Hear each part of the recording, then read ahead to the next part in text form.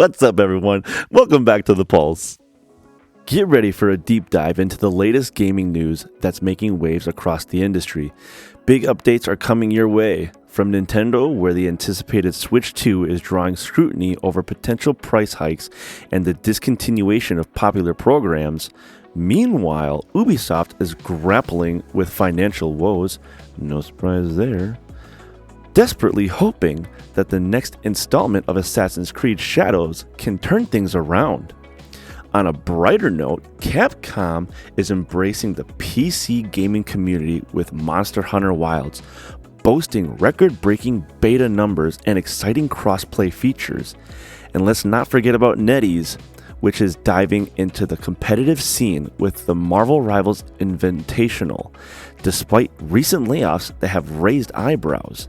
Strap in as we dive right into these latest developments.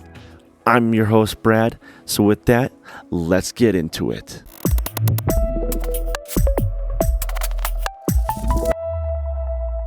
Nightdive Studios has officially rebranded System Shock 2 Enhanced Edition, renaming it System Shock 2 25th Anniversary Remaster.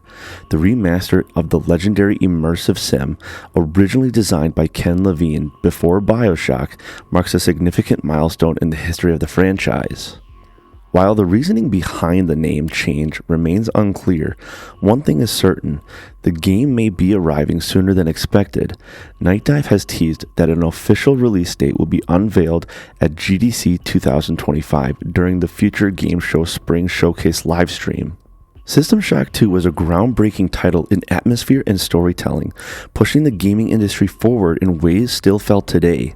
With Nightdive's recent System Shock remake setting the stage, fans are eager to once again face the chilling AI menace Shodan, in what promises to be a faithful yet modernized return to one of the gaming's most influential experiences. Microsoft has just lifted the curtain on Muse AI, a groundbreaking artificial intelligence initiative that could change gaming history. This cutting-edge technology is designed to rescue classic games from the limitations and aging hardware, allowing them to be optimized for modern devices and experienced by new generation of players. Imagine playing your favorite childhood game on any screen without limitations, Microsoft teased in its announcement. Muse AI has the potential to radically transform how we preserve and experience classic games, making them more accessible than ever before. But Muse AI isn't just about the past, it's about the future too. Microsoft envisions AI-powered tools that could reshape game development, helping studios rapidly prototype new ideas, inject fresh content into beloved games, and even give players a role in the creative process. Ninja Theory, Xbox-owned, is already experimenting with Muse AI, using its 2020 multiplayer shooter Bleeding Edge, hinting at the technology's potential. While the project is still in its early stages, its promise is undeniable: a future where no game is lost to time and where AI opens new creative frontiers for developers and players alike. Now, what's a game that comes to your mind? What's a game that you would like to have come back? Let us know in the comments. Do you like money? Me too. So you should probably listen to this. NetEase has officially unveiled the biggest and most lucrative Marvel Rivals tournament to date, the Marvel Rivals Invitational, with a staggering $400,000 prize pool. That's a lot of grab. This global competition will see top teams battle across 4 regional tournaments, potentially marking the first major step toward a dedicated Marvel Rivals esports scene. The tournament will unfold over 5 weeks, beginning with Oceania on February 15th to the 16th, followed by Asia, February 22nd to the 23rd, EMEA, February 28th to March 2nd, and March 7th to the 9th, and culminating with North America, March 14th to the 16th, and March 21st to the 23rd. Fans can catch all the action live on the official Marvel Rivals Twitch and YouTube channels. The timing of this massive tournament, however, has raised some eyebrows. NetEase just recently laid off hundreds of employees across multiple divisions, leading many to question how a tournament of this scale is still moving forward. The layoffs, which impacted both development teams and publishing staff, painted a picture of financial tightening, making the decision to pour $400,000 into an esports event a surprising one. It remains unclear whether the tournament was budgeted before the layoffs or if NetEase sees Marvel Rivals as a major pillar of its future business strategy. We'll get into more about this in a bit though. Despite concerns, enthusiasm for a competitive scene is undeniable.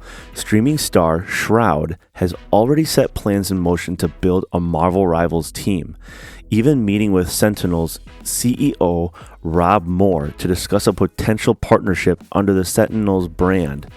With major names getting involved in a high-stakes tournament on the horizon, Marvel Rivals may soon become the next big force in esports, assuming NetEase is truly committed to supporting it long term. Alright, now we'll dive a little deeper into the layoffs with NetEase. NetEase confirmed layoffs within a US-based support studio for Marvel Rivals, affecting a Seattle design team that played a role in the game's development.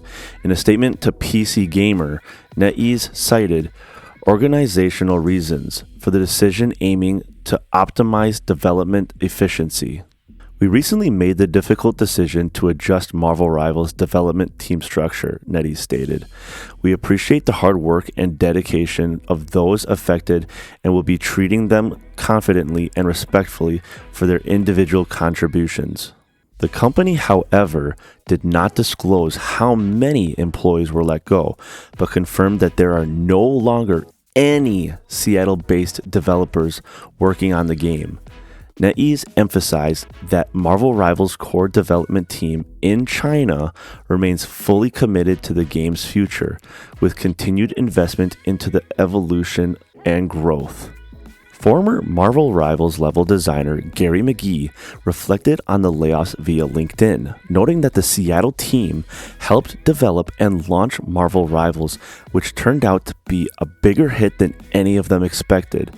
Despite the game's early success, amassing over 10 million players within the first 72 hours, the restructuring has left many questioning NetEase's long-term plans for its competitive shooter. Like we previously discussed, these layoffs come at a really peculiar time, given NetEase's recent announcement of the $400,000 Marvel Rivals Invitational, the game's largest tournament to date.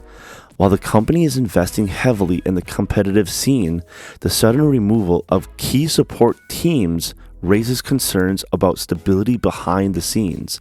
With Marvel Rivals off to a strong start, fans and industry insiders alike will all be watching closely to see how NetEase steers the game's future. Nintendo has finally started lifting the veil on the highly anticipated Nintendo Switch 2, but instead of celebrating, fans are raising eyebrows over a series of surprising announcements that mean higher prices and fewer perks for loyal players.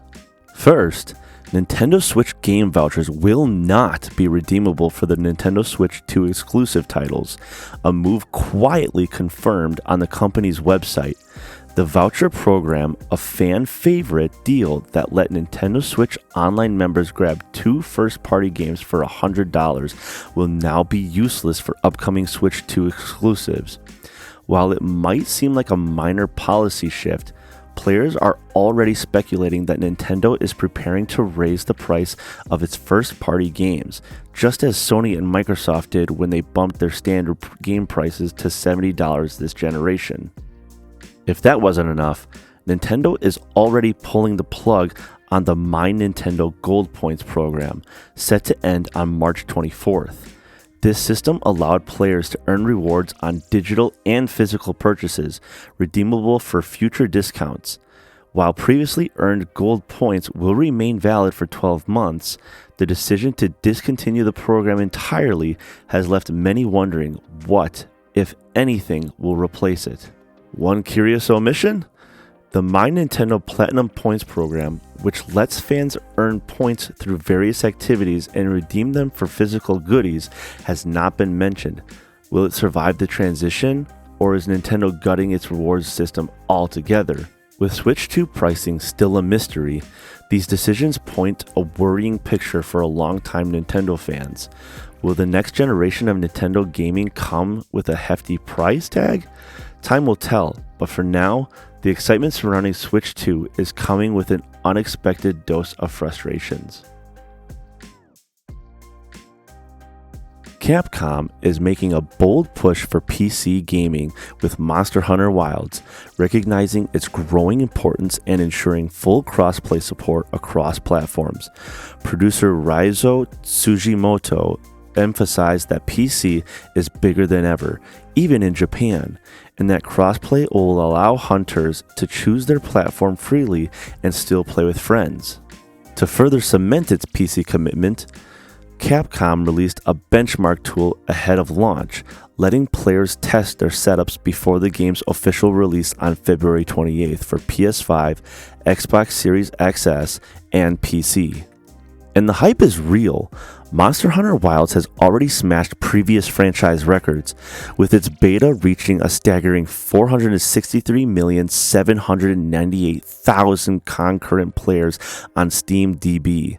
That's higher than Monster Hunter World and Monster Hunter Rise, and even surpassing massive hits like Helldivers 2, Among Us, and Grand Theft Auto 5. The shift towards PC isn't just a Capcom trend. Take-Two's Strauss Zelnick recently acknowledged the platform's increasing dominance, hinting at a possible GTA 6 PC release down the line. Similarly, Square Enix has adapted a more aggressive multi-platform strategy, bringing its biggest exclusives like Final Fantasy VII Rebirth and Final Fantasy XVI to PC. Meanwhile, Monster Hunter Wilds director Yuya Tokuda addressed speculation about the 15th weapon type, revealing that while it's always a consideration, finding a new weapon that feels distinct without overlapping the existing 14 remains a challenge. As Monster Hunter Wilds nears launch, the excitement and sheer player demand suggests this could be the biggest Monster Hunter title yet, but as Eurogamer's Jim Trinica warns, while Wilds is more acceptable than past entries, it still carries the franchise's love it or hate it depth. Will it finally convert new players, or will the learning curve remain a barrier? Either way, the hunt begins soon. You guys know how every time June was reporting, he was the one talking about the juicy stuff from Ubisoft? Well, now it's my turn. With that being said, Ubisoft is struggling. Did you catch that? Should I say it again? Ubisoft is struggling. No surprise. The publisher's latest financial report for the 9 months ending December 31st, 2024 paints a bleak picture, with revenue plummeting 31.4%, that's $990 million, and net bookings sinking 34.8%, that's $944 million. Even Ubisoft's back catalog sales, a usually reliable cash flow, took a 27.7% hit. That's $762 million. At this point, Ubisoft is really pinning everything on Assassin's Creed Shadows, and they're really hoping that it can reverse the company's downward spiral when it launches on March 20th. The company claims pre-orders are tracking in line with Assassin's Creed Odyssey, the franchise's second best-selling title, though whether that will be enough remains to be seen. Meanwhile, Ubisoft's stock sits at a dismal 11.32 per share, marking a staggering 52% drop from February 2024. The company remains outwardly optimistic, as any business courting investors must, but there's no denying the pressure. Ubisoft's betting everything on a single release. But we've seen this before. But this time, I think the stakes are a little higher than ever, guys. And that is going to wrap it up for this week's Pulse. We're sad to see you go, but if you hit the like button and hit the subscribe button and even hit that notification bell, maybe, just maybe, we'll see you every week. So until next time, unless I suffer some kind of game-breaking bug, I'll see you guys next week.